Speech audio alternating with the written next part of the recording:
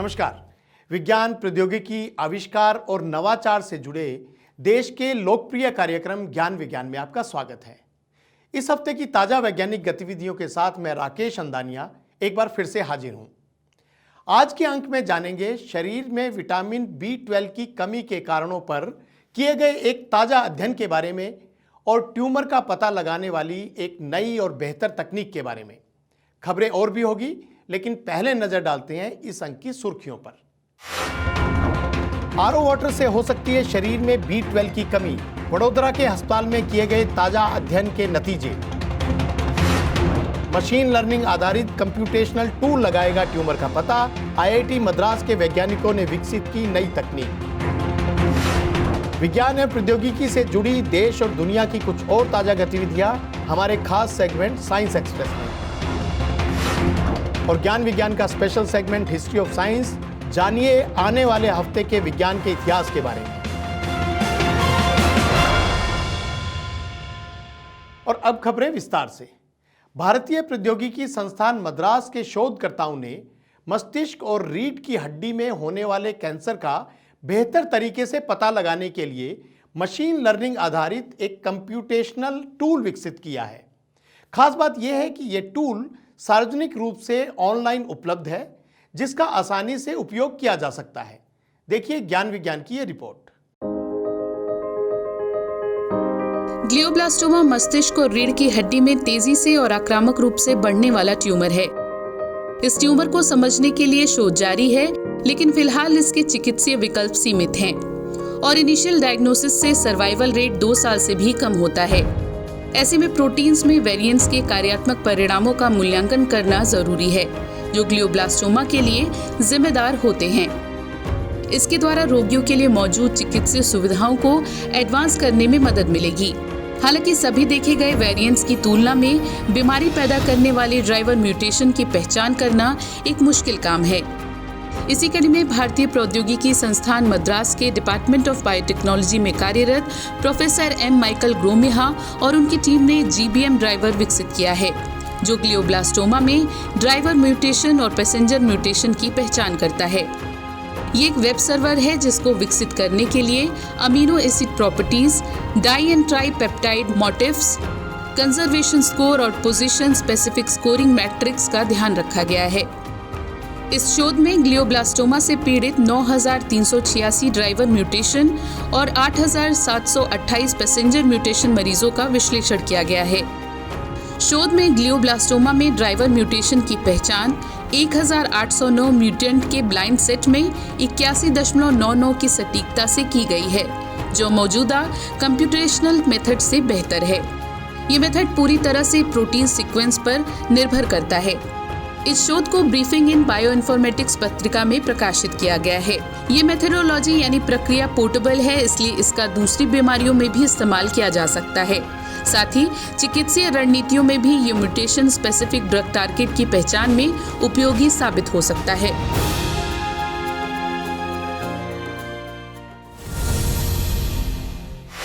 क्या आपकी त्वचा अचानक से डल या गहरे रंग की होती जा रही है, जबकि आप RO का पानी पी रहे हैं? अगर ऐसा है तो आपको विटामिन B12 की कमी हो सकती है। ऐसा हम नहीं कह रहे, बल्कि वडोदरा के SSG हॉस्पिटल में किए गए एक अध्ययन में यह कारण सामने आया है। इस अध्ययन में शरीर में विटामिन B12 की कमी के कारणों का भी पता चला है। चलिए और ज्यादा जानते हैं ज्ञान विज्ञान की इस रिपोर्ट में।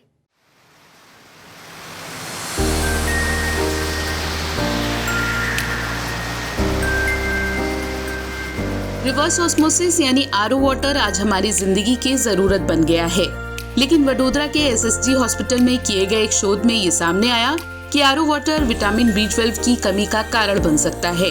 ऐसा इसलिए क्योंकि RO सिस्टम विटामिन B12 के एक महत्वपूर्ण घटक कोबाल्ट को पानी से बाहर कर देता है, जो आगे चलकर क्रोनिक एट्रोफिक गैस्ट्राइटिस की समस्या उत्पन्न करता है।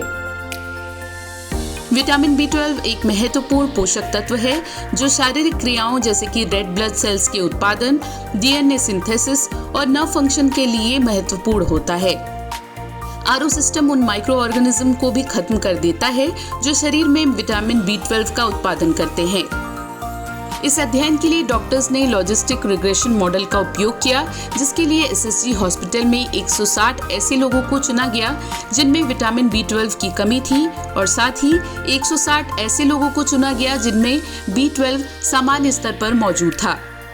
इस स्टडी में पाया गया कि नियमित आरओ वाटर इस्तेमाल करने वालों में विटामिन B12 की कमी की आशंका ज्यादा थी। इसी तरह शाकाहारी लोगों में भी विटामिन B12 की कमी का डर था। अध्ययन करने वाले डॉक्टर्स ने पाया कि आरओ वाटर इस्तेमाल करने वाले शाकाहारी लोगों की त्वचा का रंग गहरा और डल हो गया था। ऐसा इसलिए क्योंकि विटामिन B12 की कमी होने पर त्वचा में मेलानिन का उत्पादन ज्यादा होने लगता है। फिलहाल डॉक्टर्स का कहना है कि मीट, मछली, अंडे और डेयरी प्रोडक्ट्स में विटामिन B12 की मात्रा भरपूर होती है, इसलिए इनका सेवन करके विटामिन B12 की कमी से बचा जा सकता है। लेकिन वीगन और शाकाहारी लोगों को विटामिन B12 की कमी का खतरा ज्यादा है।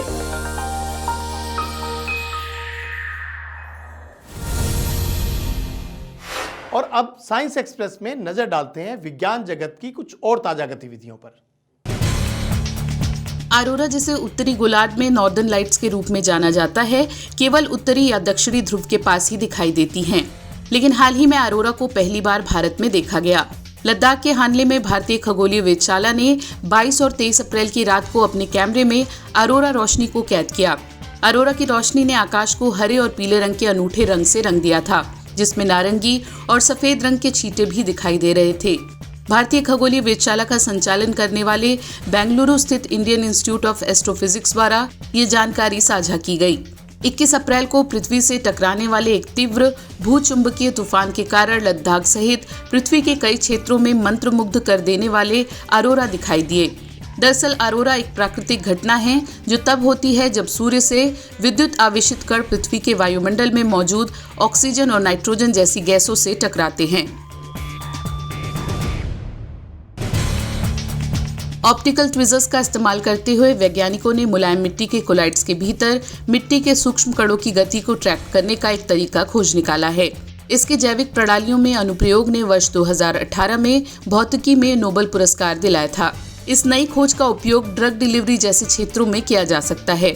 इस शोध को विज्ञान एवं प्रौद्योगिकी विभाग के स्वायत्त संस्थान रमन रिसर्च इंस्टीट्यूट द्वारा किया गया है, जिसमें शोधकर्ताओं ने एक कृत्रिम मिट्टी लेपोनाइट की गतिशीलता और छिपे हुए संरचनात्मक विवरण का अध्ययन किया। लेपोनाइट मिट्टी का आकार समान होता है, इसलिए प्रकाश के तहत अध्ययन के लिए सबसे उपयुक्त माने जाते हैं। लेपोनाइट का कच्चे माल के रूप में दवा और सौंदर्य प्रसाधन उद्योग में व्यापक रूप से इस्तेमाल किया जाता है। सॉफ्ट मैटर जर्नल में प्रकाशित इस अध्ययन के अनुसार इस कार्य के लिए ऑप्टिकल ट्वीजर का प्रयोग इसलिए किया गया क्योंकि वैज्ञानिक नैनोमीटर स्केल पर गति को मापना चाहते थे। आज ज्ञान विज्ञान के special segment history of science में जानेंगे आने वाले हफ्ते के विज्ञान के इतिहास में दर्ज कुछ प्रमुख वैज्ञानिक उपलब्धियों के बारे में।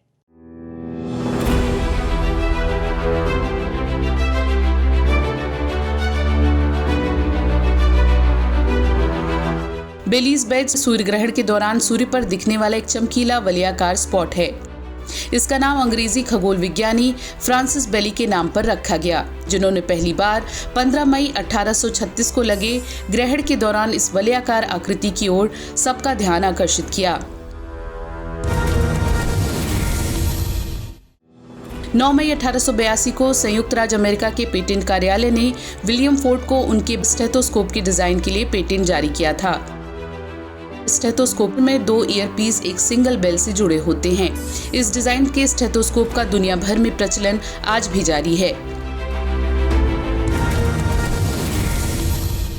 भारत ने 11 मई और 13 मई 1998 को पोखरण राजस्थान में उन्नत हथियार डिजाइन के 5 परमाणु परीक्षण किए। पहले 3 विस्फोट 11 मई को एक साथ किए गए। इनमें 45 किलो टन का एक थर्मोन्यूक्लियर उपकरण, एक 15 किलो टन और एक 0.2 किलो टन का उपकरण शामिल थे। 2 परमाणु उपकरणों का विस्फोट 13 मई 1998 को किया गया।